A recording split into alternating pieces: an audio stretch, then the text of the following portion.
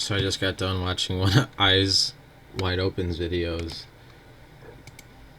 I think their most recent one about the coronavirus, and I don't know, I just thought about this, just came into my head. Nourish the Holy Spirit, because honestly, like,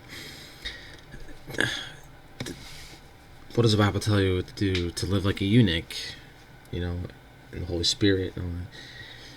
So I don't know. I'm just thinking, is the Holy Spirit under attack? How do we nourish it? How do we, how can I maybe find some connection to nourishing the Holy Spirit? And it's just funny because I typed that in, and coronavirus is right here, and it's like I've been looking coronavirus stuff up all morning, and it's just, yeah.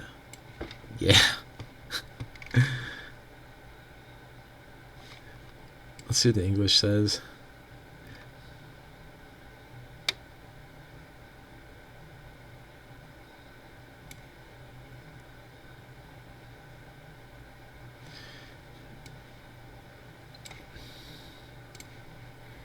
Another point, because I was looking up Holy Spirit stuff all morning, and I put in "surrounded by Bob," and it was 1110, and then this name came up, Nebadonia. I don't know if I'm saying that right, but forgive me if I am. But then I looked that up, and someone said it's another name for the Universal Mother Spirit, sometimes referred to as the Holy Spirit. And that's really strange, because then I was looking up another website today where it talks about the Holy Spirit and how it has to do with the moon and the light and the darkness and the sexual energies, and how everything pretty much is about sex, and how we need to manifest on the Sabbath like a holy energy. And I just think to myself, how many people know this? How many people are keen into this energy manifesting? Who's manifesting darkness on a Saturday night? So I was just reading this website, gnosticsteaching.org. I don't know, it's just, because I've been exposed to these things, so I read about them and I try to comprehend. I'm not professional, or maybe I am. Maybe someone knows something I don't, but that's kind of how it goes here. But some people know more than others, and if someone's willing to outstretch their hand to uplift someone else, then that's a blessing, right? Someone who is higher willing to be lower to bring you up, because you're a diamond in the rough. You know what I mean? Kind of thing, give or take. Anyways, so here's something interesting I found. I found two paragraphs that really, this whole article is very interesting. But anyways, the Holy Spirit works in the throat in a divine way and below in the sex. That is why the great arcanum is in relation to the word. When the couple are connected, worshiping the Holy Spirit, worshiping Jehovah Siva, they vocalize the holy name of God. Io is related to the Holy Trinity. Id Hivao. By vocalizing, by putting into activity the throat, controlled by the Holy Spirit, one transmutes the sexual energy from the sexual organs, which is the holy tabernacle of Jehovah Elohim. We have to be careful what we say. You shall not fornicate, you shall not commit adultery, in order not to pollute the stone, the rock, which is the instrument of the Holy Spirit, the sexual organs. The great mystery of Saturn is the way that the initiate creates light by working with the Holy Spirit. The Holy Spirit in the beginning has to create the solar bodies. Honestly, that's what we're after, right? Or solar bodies, or light bodies, or... Yeah, let's do this. Sex. Not sex, love. Like love sex, or divine sex. And we continue on where they talk about Matthew 16:24. When the Gnostics are united in the sex, they can ask for the elimination of any ego. This is how the forces of the Holy Spirit, Jehovah Elohim, Binah, destroy the ego with the sexual fire. This is the work that we have to do. We have to be born again, but we have to deny ourselves also. This is what Yeshua says in the Bible. Whoever will come after me, let him deny himself, take up his cross, and follow me. These are the three factors. To take up thy cross day by birth. To take up thy cross day by day is birth. The work with the Holy Spirit in the ninth sphere, because the cross is the intersection of the masculine force with the feminine. The cross is holy when it is movement, the swastika, but unfortunately, this humanity that ignores the secret makes the cross unholy. The cross that is not in movement is the cross of the fornicators. The fornicators sin against the Holy Spirit because they make the cross, but do not put the cross in movement. To put it in movement is to create the perpetual movement, to transmute the energy of the Holy Spirit, which is commonly called the sexual fire. But when one spills the sexual fire in orgasm, then this is sacrilege against the Holy Spirit, who is the giver of life.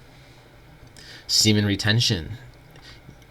You don't have to spill that seed. You don't have to spill that energy. You can still have an orgasm. You can still have those pleasures. But when you spill that seed, like for real, it's showing that you don't have control over your own spirit, Because I have sex with people and I don't orgasm, and that sometimes makes people angry. And I try to tell them, listen, I said orgasm is totally different. Like if I'm going to make a being, I'm going to ejaculate. I'm going to have that with you, but right now we're creating an energy. We're not making a new being, I guess. We're not procreating. Anyways, I digress. To deny oneself is the work against the ego. To follow is to perform the will of God, sacrifice. This is how we must understand and comprehend the mysteries of the Sabbath. Sabbath. When we read the Bible, we read that Yeshus was performing miracles on Saturday. Any Ishmael can do this because he was the Lord of Saturday, Lord of Saturn. In other words, he was the conqueror of the stone. So what did Moses? Moses smacked the stone, didn't he? And the stone the builders rejected. The builders. The Masons. Like, what is up with this? What's with these codes? Anyways, there are many religious people who perform sex only in Saturday, but they are not lords of Saturday. They do not control the forces of the Holy Spirit, which is to achieve chastity. I went through chastity for 30 years. Actually, I was a virgin until I was about 20. And then I had a bunch of sex when I was like 21 or 22. And then I went without sex for 8 years after that. And I didn't start becoming sexually active until I was 30 again. But I stopped orgasming during sex. So, yeah, what's up? When somebody is working seriously in the annihilation of the ego, but we know, if you know Kabbalah, there's more than one ego. There are a bunch of spheres for your egos to live in, and we consider those planets, right? They meditate every day, comprehend the ego every day, and ask for annihilation to the Divine Mother, the Holy Spirit, Wam Io, in order for Siva, with his trident, to annihilate the ego. And of course, the ego is darkness.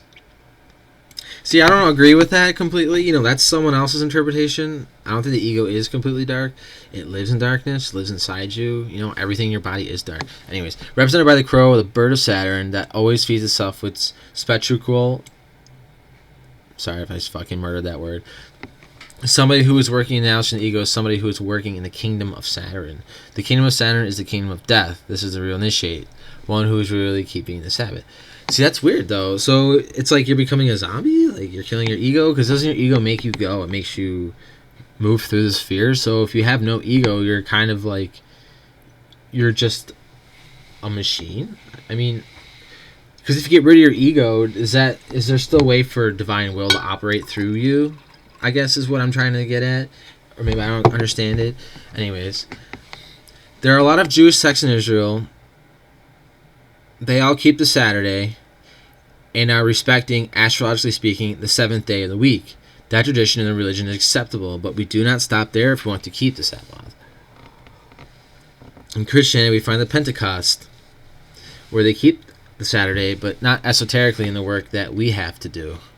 We, as in these Gnostics, I guess. They're associating, I don't know, I'm not a part of this, I'm just reading it. If we keep the forces of the Holy Spirit in chastity and work for the annihilation of the ego, then we are someone who is performing the work, keeping the Sabbath, and keeping the commandment. You have kept Saturday holy. This is to keep the work holy, not to go back into sin to commit the same errors. Sin is iniquity. When you know the mysteries, you have to work and keep ahead and not go backwards to be triumphant. Well, mysteries are all made by Nimrod, but whatever. Which is to keep the Sabbath holy, your own particular work with Saturday, with the Holy Spirit, which is always in darkness. We transmute the energy. That is why the work of alchemy has to be done in the night, never in the day, because the Holy Spirit makes light in the darkness. That's why we have to meditate, because when we meditate, we go deeply into the subconscious, which is darkness. Into the night, Jasmine, into the night. I generate it. I do it. I must be doing work of the Holy Spirit.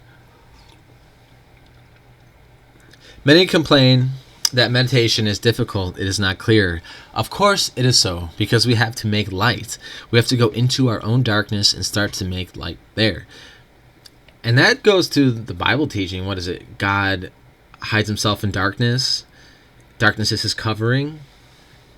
Hey, your body is pitch dark inside, minus a few inches below the skin. Yeah, pretty dark inside there. There's electricity inside your body, but is that a light? Is electricity light? Or meaning your own consciousness in union with the Holy Spirit. That is why we have to pray to our own divine mother, the Holy Spirit. When we are meditating, because she is the one that makes light in darkness. As you meditate, you comprehend, and then with her help, the Holy Spirit is annihilating the ego, and then you are making light in the darkness. This is how the Holy Spirit works. When it is the destroyer, the Kaleh, destroyer of the unfaithful ones, Jehovah Elohim, the Holy Spirit, destroys the unfaithful ones. The upside downers. Anyways, I'm not going to keep reading this. If you guys want to read this, read it on your own. Have fun. Thanks for joining in on my video. I hope maybe you learned something. Sex energy, it's important. And it's just weird because children don't have sex, do they? Are they supposed to? Are children supposed to be having sex with one another? Like, is everything the way we think? You know what I mean?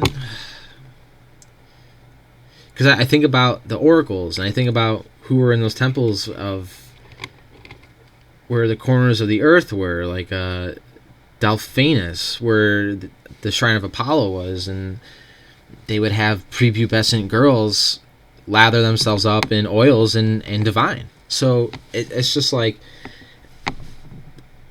that energy hasn't been manifesting on this earth since what? Catholics? Since, I don't know, when did this all fall apart? 1199 or 1099? Like, Edicts of Milan? I don't know.